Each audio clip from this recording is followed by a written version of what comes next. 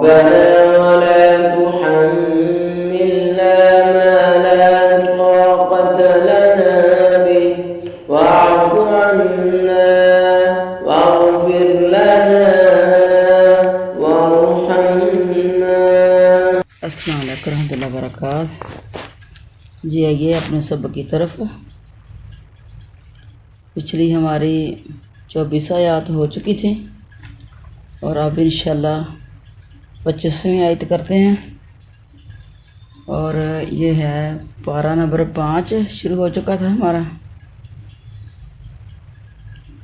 جی تو پارہ نمبر 5 کی آیت نمبر ہے 25۔ وَمَن لَّمْ يَسْتَطِعْ، اور جو طاقت نہ رکھے، منکم تم میں سے، طولاً مالی طور پر، عیان کیا کہ وہ نکاح کرے، محصنات آزاد عورتوں سے، من المؤمنات مومن عورتوں سے، آزاد مومن عورتوں سے، محصنات نیک کے معنی میں بھی آتا ہے، آزاد کے معنی بھی۔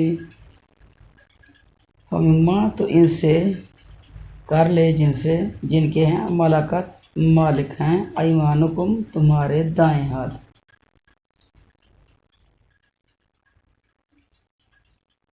اچھا، من فتیاتکم المؤمنات، تمہاری مومن لونڈیاں میں سے، واللہ، اور اللہ، عالم، زیادہ جاننے والا ہے، بھی ایمانکم تمہارے ایمان کو، بعضکم تمہارا بعض سے ہے، فانکحوہن، سو نکاح کر لو ان سے، بإذن اہلہن، ان کے مالکوں کی اجازت سے۔ یعنی عورت خود نکاح نہیں کر سکتی، جس کی لونڈی ہے تو وہ بھی اس کا بھی نکاح اس کا مالک ہی کرے گا۔ اگر وہ کسی کا آزاد عورت ہے تو پھر بھی اس کا والی ہی اس کا نکاح کرے گا۔ تو یہاں سے چیز ثابت ہو رہی ہے کہ لونڈی بھی اپنا نکاح نہیں خود کر سکتی۔ وآتوہن، اور دو انہیں، اجورہن، ان کے مہر، بالمعروف، اچھے طریقے کے ساتھ، محصنات، اس سال میں کہ نکاح میں لائی گئی ہیں، غیر مصافحات، بدکاری کرنے والی نہ ہوں، ولا متخذات، اور نہ ہی بنانے والی ہوں، اخدان، چھپے ہوئے یار، یا چھپی آشنائیاں، کئی جگہ پہ اس کا ترجمہ ہوتا ہے چھپے یار، تو چھپی آشنائیاں، خفیہ کسی کے ساتھ دوستیاں کرنے والی نہ ہوں۔ فائزہ احسنہ، پھر جب وہ نکاح میں لائی جا چکے، احسنہ وہی حسن سے لفظ ہے، فَإِن، تو اگر عطینہ تو وہ ارتکاب کریں، بفاحشۃ، کسی برائی کا، فعلیہن، تو ان پر نصف آدھی ہے، ماں اس پر جو، علی المحصنات، آزاد عورتوں پر، یعنی جو سزا آزاد عورتوں، من العذاب، عذاب، جو عذاب یا سزا آزاد عورتوں پر ہے تو اس سے پھر اس کے اوپر آدھی ہے۔ یعنی اگر ان کے آزاد عورتوں کو 100 کوڑے لگیں گے تو پھر اس کو 50 لگیں گے۔ ذالک، یہ لیمن، اس کے لیے ہے جو خشی العنۃ، ڈرے گناہ میں پڑنے سے، منکم تم میں سے، وان تصبروا خیرا، اور یہ کہ تم صبر کرو تو بہتر ہے، لکم تمہارے لیے، واللہ، اور اللہ، غفور الرحیم، اللہ بے حد بخشنے والا ہے اور نہایت ہی رحم کرنے والا ہے۔ تم میں سے جس کسی کو آزاد مسلمان عورتوں سے نکاح کرنے کی پوری وسعت اور طاقت نہ ہو تو وہ مسلمان لونڈیوں سے جن کے تم مالک ہو اپنا نکاح کر لے، اللہ تمہارے اعمال کو خوبی جاننے والا ہے۔ یعنی آزاد عورت کا حق مہر زیادہ ہوتا ہے تو لونڈی کا حق مہر تھوڑا ہوگا، تو اور جب پھر رشتہ بھی نہیں بعض اوقات مل رہا، اس طرح کا بھی ہو جاتا ہے، اگر کوئی بندہ غریب ہے یعنی تو پھر اور جب پھر اور بھی کوئی اس کے اندر وجہ ہو سکتی ہے، چہرے کا زیادہ جو ہے وہ کشش نہ ہو اور نہ اس کو بہترین رشتہ مل رہا ہو، تو کئی بھی وجوہات ہو سکتی ہیں، غریبی بھی ہو سکتی ہے، تو اللہ تعالیٰ فرمایا تو تم سب آپس میں ایک ہی ہو تو ان کے مالکوں کی اجازت سے نکاح کرو، باقاعدہ رشتے کی طرح رشتہ بھیجنا ہے، مالکوں کی نکاح اجازت سے وہ والی بنیں گے، تو قاعدے کے مطابق ان کے مہر انہیں دو دو۔ قاعدے کے مطابق کون سا؟ جو ان سے کے ساتھ طے ہو گیا، اور جس طرح دوسرے کو جتنا دوسری لونڈیوں کو مل رہا ہے۔ اچھا، ان کے مہر دو، وہ پاک دامن ہوں، نہ کہ اعلانیہ بدکاری کرنے والیاں ہوں، نہ خفیہ اشنائی کرنے والیاں ہوں، نیک عورتیں ہوں لیکن بدکارہ سے نہیں کرنا، خفیہ اشنائیاں کرنے والی نہ ہوں، چھپ چھپ کے اندر ہی اندر کسی اور کے ساتھ دوستیاں ہو رہی ہیں۔ تو یہ دیکھیں الفاظ یہاں اللہ تعالیٰ لونڈیوں کے لیے استعمال فرما رہے ہیں کہ ان کی یا تو تربیت میں کمی ہوگی، اور یا پھر وہ غلطی کر سکتی ہیں، اور وہ اس طرح کی غلطی کرنے والی نہ ہوں۔ تو کیا آزاد عورت اور مسلمان آج کی، اس کو جو پرمیشن کیسے مل رہی ہے کہ وہ خامد کے حق میں ہوتے ہوئے ادھر ادھر دوستیاں نبھاتی پھرے؟ وہ یہاں پیچھے ہم نے پڑھا نا کہ عورت کو دوسرے سے بات بھی کرنی ہے کسی غیر سے، تو وہ بھی جو ہے وہ اچھے لفظوں کے ساتھ، معقول لفظوں کے ساتھ بات کرنی ہے، یہ نہیں کہ ہنس ہنس کر باتیں کرتی پھرے۔ اور جو خفیہ اشنائیاں تو بڑی ہی دور کی بات ہے۔ تو کتنے ہی آج بھی گھروں کے اندر فساد اسی وجہ سے ڈلے ہوئے ہیں کہ وہ بال بچوں والی ہوتے ہوئے، نکاح کے ہوتے ہوئے بھی وہ کسی اور سے دوستیاں نبھا رہی ہیں۔ اللہ تعالیٰ مسلمان خواتین کو ہدایت فرما دے، اور اس طرح مردوں کو بھی۔ ضروری نہیں ہے کہ عورت جو ہے وہ خفیہ شنائی نہ کر، تو مرد جو ہے وہ سب سے کرتے پھریں۔ تو دونوں کے لیے ایک ہی حقوق ہے، دونوں کے لیے ایک ہی سزا ہے، اور دونوں کے اندر اچھائیاں ہونی چاہیے۔ دوسرا، یہ لونڈیاں نکاح میں آ گئیں، پھر اگر بے حیائی کا کام کرے تو نہایت سزا ہے۔ اس سزا کی جو آزاد عورتوں پر ہے۔ کنیزوں کے نکاح کا یہ حکم تم میں سے ان کے لیے ہے جنہیں گناہ اور تکلیف کا اندیشہ ہو، یعنی چلو کچھ دیر لگ جائے گی رشتہ ڈھونڈنے میں، اور جب پھر مال پہلے جمع کر لو حق مہر کے لیے۔ اگر دونوں صورتوں میں سے کچھ نظر آ رہا ہے کہ نہیں بن رہا، کہ یہ کام نہیں بن رہا، تو پھر ان کے لیے اجازت ہے کہ وہ پھر لونڈیوں سے کر لیں۔ اگر تمہارا ضبط کرنا مشکل ہے، صبر کرنا مشکل ہے، اور تمہیں کسی برائی زناکاری میں پڑ جاؤ گے، مردوں کو جتن بھی ہو رہی ہے، تو پھر کر لیں ان سے۔ اللہ تعالیٰ بڑا بخشنے والا ہے اور بڑی رحمت کرنے والا ہے۔ اس کے اندر یہ ہے کہ بدکاریاں کرنے سے، برائیاں کرنے سے بہتر ہے کہ چلو جو بھی مل رہی ہے اسی کے ساتھ نہ کر لوں۔ اور اس کے اندر ایک چیز بھی ہوتی ہے کہ اولاد جو ہے نا وہ غلامی میں چلی جاتی ہے، یعنی جس کی عورت غلام ہوگی تو اولاد تو پھر غلامی میں چلی جائے گی نا، تو یہ اولاد کو جو نقصان، پھر اولاد کا نقصان ہے نا اس کے اندر۔ اچھا، ان آیات میں اللہ تعالیٰ مسلمانوں کو تنبیہ فرما رہے ہیں کہ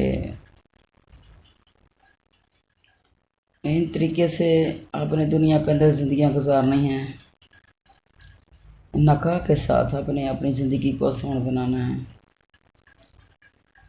اور اگر ان کو بیویاں نہ ملے تو جو مسلمان لونڈیاں ہیں ان سے وہ نکاح کر لیں۔ تمام حقائق کو صرف سطحی نگاہ سے دیکھتے ہو، تم سب آزاد اور غلام ایمانی رشتے میں ایک ہو، یعنی کہ تم ایمان اور ایمان کا رشتہ ایک ہی ہے تمہارا۔ اگر لونڈی بھی ہے تو اسلام تو ایک ہی ہے۔ تو تم ظاہری حقائق کو صرف نہ دیکھو، چلو کم از کم وہ جو آزاد عورت ہے اور اس کے اندر ایمان نہیں ہے تو اس سے یہ غلام لونڈی بھی بہتر ہے۔ لیکن ان سے نکاح جو ہے وہ مالک کی ولی کی اجازت کے ساتھ کرنا ہے۔ تو نبی کریم علیہ السلام کی حدیث ہے کہ جو غلام بغیر اپنے آقا کی اجازت کی اپنا نکاح کر لے وہ زانی ہے، یعنی غلام بھی آقا کی اجازت سے ہی کرے گا، اور لونڈی کا ولی اس کا سردار ہے، اس کی اجازت کے بغیر اس کا نکاح منعقد نہیں ہو سکتا۔ جو دونوں صورتوں میں ہی غلام اور لونڈی کی دونوں صورتوں میں اس کا مالک ہی کرے گا نکاح۔ ہاں اگر کسی لونڈی کی مالکہ کوئی عورت ہو تو اس کی اجازت سے اس لونڈی کا نکاح وہ کرائے جو عورت کا نکاح کرا سکتا ہے، کیونکہ حدیث میں ہے کہ عورت کا نکاح نہ کرائے اور نہ عورت اپنا نکاح کرائے، وہ عورتیں زناکار ہیں جو اپنا نکاح آپ کرتی ہیں۔ اگر لونڈی بھی اپنا نکاح نہیں کر سکتی تو پھر آزاد عورت کو، مسلمان عورت کو، باحیا عزت دار عورت کو جو کیسے حق حاصل ہے کہ وہ خود اپنا نکاح کرتی پھرے۔ اور آج کل جو عدالتوں کے اندر قوانین پاس ہوئے ہیں تو یہ سراسر اسلام کے خلاف ہیں یہ، اور مسلمانوں کی عزت کے بھی خلاف ہیں یہ، اور اسی سے برائیاں جو ہیں پھر معاشرے کے اندر نکلی ہیں، جس سے ماں باپ بھی تنگ ہیں اس طرح کے قوانین سے کہ بچیاں خود چلی جاتی ہیں عدالتیں اور جا کے خود نکاح کر لیتی ہیں۔ پھر اللہ تعالیٰ فرما رہے ہیں کہ عورتوں کے مہر خوش دلی سے دے دیا کرو، گھٹا کر، کام کر کے، تکلیف پہنچا کر، لونڈی سمجھ کر، کمی کر کے نہ دو۔ پھر اللہ تعالیٰ فرما رہے ہیں کہ دیکھ لیا کرو یہ عورتیں بدکاری کی طرف خود مائل نہ ہوں، نہ ایسی ہوں کہ اگر کوئی ان کی طرف مائل ہو تو یہ جھک جائیں، یعنی نہ تو اعلانیہ زناکار ہوں اور نہ ہی خفیہ بدکارہ ہوں، اور ادھر ادھر شرائیاں نہ کرتی پھرنے والی ہوں، اور چپ چاپ دوست اشنا بناتی نہ پھریں، اور اس طرح کی بد اتوار نہ ہوں۔ تو اس طرح کی بد اتوار عورتوں سے نکاح کرنے کو اللہ تعالیٰ نے منع فرمایا ہے۔ صحیح مسلم کی ایک حدیث میں ہے کہ نبی کریم علیہ الصلوۃ والسلام نے اپنے خطبے میں فرمایا، لوگوں اپنی لونڈیوں پر حدیں قائم رکھو، یعنی ان کو ایک اوپری حدیں لگانی ہیں، خواہ وہ محسنہ ہوں یا نہ ہوں۔ رسول کریم صلی اللہ علیہ وسلم نے حضرت علی فرما رہے ہیں کہ مجھے اپنی لونڈی کے زنا پر حد مارنے کو فرمایا، چونکہ وہ نفاس میں تھی، اس لیے مجھ کو ڈر لگا کہ کہیں یہاں سے حد کے کوڑے لگنے سے یہ مر نہ جائے۔ نفاس کیا ہوتا ہے؟ بچہ جننے کے بعد وہ عورت نفاس میں ہوتی ہے، کمزوری بھی ہوتی ہے نا جسم کو۔ چنانچہ میں نے اس وقت سے حد نہ لگائی اور حضور علیہ الصلوۃ والسلام کی خدمت میں واقعہ بیان کیا تو آپ نے فرمایا، تم نے اچھا کیا، جب تک وہ ٹھیک ٹھاک نہ ہو جائے حد نہ مارنا۔ اب یہاں لونڈی بھی ہے اور بدکارہ بھی ہے اور وہ نفاس میں بھی ہے تو اس کو حد نہیں لگائی گئی۔ اور کتنی خواتین ہیں وہ اپنے خامدوں کی آ کے باتیں کرتی ہیں کہ میں نفاس کے دنوں میں تھی اور میرے خامد نے مجھے مارا اور میرے اوپر جس طرح کا ظلم اور زیادتی کیا، تو اس طرح کا خامدوں کو اللہ سے ڈر جانا چاہیے۔ لیکن یہ ڈراوے اس کے لیے ہیں جس کو اللہ اور اس کے قرآن کا علم ہو، اور جس نے اللہ اور اس کے رسول کا قرآن تو سیکھا ہی نہیں۔ تو یہ لوگوں کو جو ہے وہ چاول کھلا دیتے ہیں تو قرآن مولوی صاحب پڑھ کے چلے جاتے ہیں بغیر سمجھ کے ہی، تو کیسے پتہ چلے گا قوانین کا پھر لوگوں کو؟ تو مسند احمد میں اسی سے حدیث ہے ملتی جلتی کہ آپ نے فرمایا کہ جب یہ نفاس سے فارغ ہو تو اسے 50 کوڑے لگانا ہے۔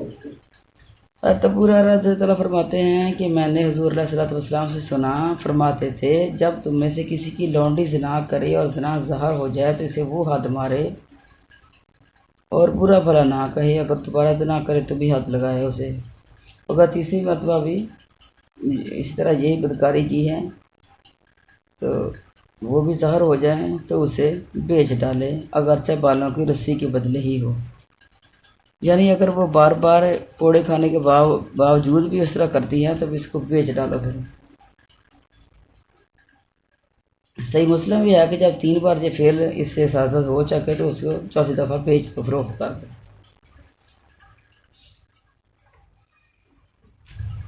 یہ قانون اللہ تعالیٰ نے لوگوں کی بھلائی کے لیے ہی بنائے ہیں تاکہ معاشرے کے اندر پاکیزگی رہے۔ مسند احمد میں ایک واقعہ ہے جو ابو ثور کے مذہب کی پوری تردید کرتا ہے۔ اس میں ہے کہ صفیہ لونڈی نے ایک غلام سے زنا کاری کی، اسی زنا سے بچہ ہوا جس کا دعویٰ زانی نے کیا۔ مقدمہ حضرت عثمان کے پاس پہنچا رضی اللہ تعالیٰ عنہ۔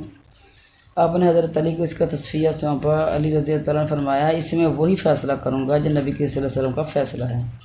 بچہ تو اس کا سمجھا جائے گا جس کی یہ لونڈی ہے، اور زانی کو پتھر مارے جائیں گے، پھر ان دونوں کو 50 کوڑے لگائیں۔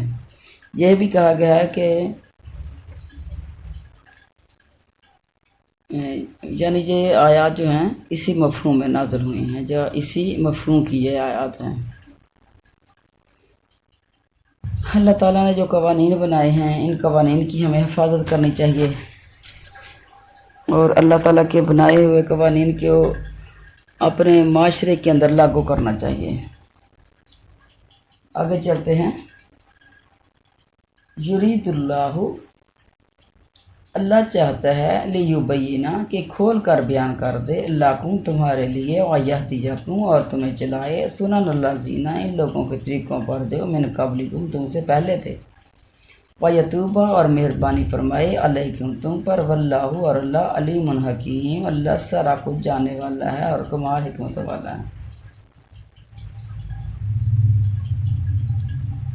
واللہ اور اللہ، یریدو چاہتا ہے، ان یتوبہ کہ وہ مہربانی فرمائے، علیکم تمہارے اوپر، ویرید الذین اور وہ چاہتے ہیں وہ لوگ جو یتبعون جو پیروی کرتے ہیں، شہوات خواہشات کی، ان تمیلو کہ تم ہٹ جاؤ سیدھے راستے سے، میلن عظیمہ بہت دور ہٹ جانا یا بہت بڑا ہٹ جانا۔ یرید اللہ، اللہ چاہتا ہے، ان یخففا کہ ہلکا کر دے بوجھ، منکم تم میں سے، وخلق الانسان ضعیفا اور پیدا کیا گیا انسان بہت ہی کمزور۔ اللہ تعالیٰ چاہتا ہے کہ تمہارے لیے خوب کھول کر بیان کر دے اور تم سے پہلے نیک لوگوں کی راہ چلائے، یعنی اسلامی احکامات، اللہ تعالیٰ اپنے حکم، اللہ تعالیٰ جنت کے راستے، وہ تمہارے پر کھول کر بیان کر دیں۔ اور جو تم سے پہلے لوگ گزر چکے ہیں جو اللہ کے پسندیدہ لوگ تھے، جنتوں کے راہی تھے، اللہ ان کے رستوں پر چلا دے اور تم پر اپنی رحمت لٹا دے۔ یہ ایک رحمت انسان کے اوپر ہے کہ اللہ تعالیٰ اسے دنیا کے اندر ہدایت دے دے، صراط مستقیم دے دے، جس کے مطابق وہ زندگی گزارنا شروع کر دے، اور جب اللہ کی طرف لوٹے تو بہت زیادہ اس کے پاس نیکیاں ہوں۔ اللہ تعالیٰ پورے علم والا ہے، پورے حکمت والا ہے، اور اللہ چاہتا ہے کہ تمہاری توبہ کو قبول کرے۔ غلطیاں کا انسان پتلا ہے، غلطیاں ہوتی رہتی ہیں بندے سے، تو اللہ تعالیٰ ساتھ ساتھ معافیاں تمہیں دینا چاہتا ہے، لیکن کوئی مانگے اور جب پھر مانگنے کے معافیاں مانگنے کے طریقے ہونے چاہیے۔ اور جو خواہشات کے پیروکار ہیں، یعنی وہ دوسرے لوگ اسلام سے جو ہٹے ہوئے ہیں، وہ چاہتے ہیں کہ تم اس سے بہت دور ہٹ جاؤ، اللہ سے دور ہٹ جاؤ، اللہ کی ناراضگی والے کام کرو۔ اور اللہ تعالیٰ چاہتا ہے کہ تم سے بالکل تخفیف کر دے، ہلکا کر دے اللہ تمہارے اوپر بوجھ، کیونکہ انسان کمزور پیدا کیا گیا ہے۔ کھول کھول کر اللہ تعالیٰ جو ہے وہ سناتا ہے اپنے احکامات، اس صورت میں بھی اور دوسری صورتوں میں بھی اللہ تعالیٰ بیان فرماتا ہے کہ سابقہ لوگوں کی قابل تعریف راہیں تمہیں سمجھا دے، تاکہ تم بھی اس کی شریعت پر عمل کرنے لگ جاؤ جو اس کی محبوب اور اس کی پسندیدہ ہے۔ وہ چاہتا ہے تمہاری توبہ کو بھی قبول فرما دے، جس گناہ سے جس حرام کاری سے تم توبہ کرو وہ فوراً توبہ بھی قبول کر لیتا ہے۔ اپنی شریعت، اپنے اندازے، اپنے کام، اپنے فرمان میں وہ صحیح علم اور کامل حکمت والا ہے۔ خواہش نفسانی کے پیروکار یعنی شیطانوں کے غلام، یہود و نصارہ، بدکار لوگ تمہیں حق سے ہٹانا اور باطل کی طرف جھکانا چاہتے ہیں۔ اللہ تعالیٰ اپنے حکم میں یعنی روکنے اور ہٹانے میں، شریعت اور اندازہ مقرر کرنے میں تمہارے لیے آسانیاں چاہتا ہے۔ اسی بنا پر چند شرائط کے ساتھ اس نے لونڈیوں سے نکاح کر لینا تم پر حلال کیا ہے۔ انسان چونکہ پیدائشی کمزور ہے، اس لیے اللہ تعالیٰ نے اپنے احکام میں کوئی سختی نہیں رکھی۔ جفی نفسہ بھی کمزور، اس کے ارادے اور حوصلے بھی کمزور۔ یہ عورتوں کے بارے میں بھی کمزور ہے انسان، تو یہاں آ کے جو ہے وہ برائیاں نہ اکٹھی کر لے آ کے، چنانچہ نبی کریم صلی اللہ علیہ وسلم شب معراج میں سدرۃ المنتہا سے جب لوٹے اور حضرت موسیٰ علیہ کلیم اللہ سے ملاقات ہوئی تو آپ نے دریافت فرمایا کہ آپ پر کیا فرض کیا گیا؟ فرمایا ہر دن رات میں 50 نمازیں۔ تو کلیم اللہ نے فرمایا واپس جائیے اور اللہ کریم سے تخفیف طلب کیجیے، آسانی کر دیں کہ بوجھ ہلکا کر دیں۔ آپ کی امت میں اس کی طاقت نہیں ہے، میں اس سے پہلے لوگوں کا تجربہ کر چکا ہوں اور اس سے بہت کم میں گھبرا گئے تھے، وہ تو میرے یعنی جن کے ساتھ میرا تجربہ وہ بہت کم سے گھبرا گئے تھے، اور آپ کی امت و کانوں، آنکھوں اور دل کی کمزوری میں اس سے بھی بڑی ہوئی ہے۔ چنانچہ نبی کریم علیہ الصلوۃ والسلام واپس گیا، 10 معاف کرا لائے، پھر یہی باتیں ہوئیں، پھر گیا، پھر 10 کام ہوئی، یہاں تک کہ آخری مرتبہ پھر 5 نمازیں رہ گئیں۔ یہ صحیح بخاری کی حدیث ہے، صحیح مسلم کی حدیث ہے، یہ دونوں میں ہے۔ اور نبی کریم علیہ الصلوۃ والسلام کی یہ بھی حدیث ہے کہ اللہ تعالیٰ نے فرمایا کہ جو 5 پڑھے گا پھر اس کو اجر 50 کے برابر ملے گا۔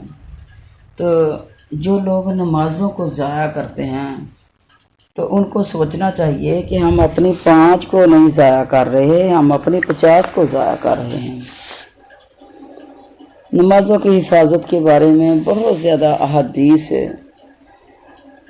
وارد ہیں، قرآن پاک کے اندر بھی بہت زیادہ، اور ایک مشہور ہے یہ بات کہ اللہ تعالیٰ نے قرآن پاک میں کم از کم و بیش 700 مرتبہ نماز کا تذکرہ ہے قرآن پاک کے اندر۔ کہیں اس کا حکم ہو رہا ہے، کہیں اس کے فضائل بیان کیے جا رہے ہیں۔ تو اتنی اہم بات کہ اتنا مرتبہ اور مسلمانوں کے اندر جو ہے وہ اس کی لاپرواہی، اللہ ہماری حفاظتیں فرمائے۔ اب آگے چلتے ہیں۔